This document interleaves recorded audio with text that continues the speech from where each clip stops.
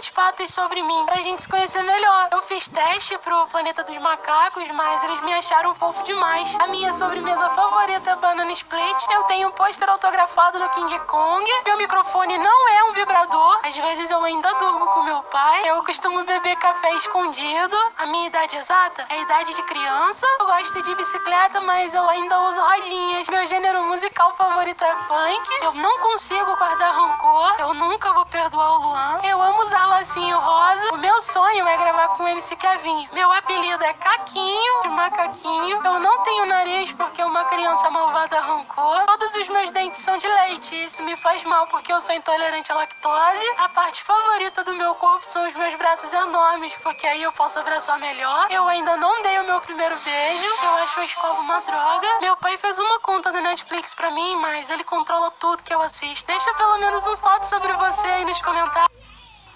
Ok, Gabi, tô pronto, pode começar. Família. Família eu tô tendo que aturar, né? Religião.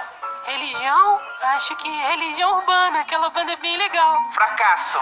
Acho que meu projeto Fitness 2020. Sucesso. Acho que sair vivo de 2020 tá bom. Ídolo. Ah, o álcool em gel. Medo. Acho que continuar em análise no auxílio emergencial. É isso? Claro que é isso, né? Tá achando que eu ganho banana de graça? Sonho. Ah, o da padaria do seu Osvaldo, com certeza. Política. Não, eu não tenho idade pra votar ainda não. Topa tudo por dinheiro. Eu ia falar que sim, mas meu pai acabou de mandar eu dizer que não.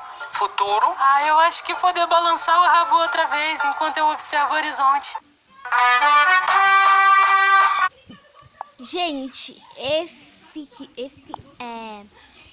que vocês viram aí era os fatos sobre o Severino e bate e volta com Gabi, conhecendo mais sobre o Severino.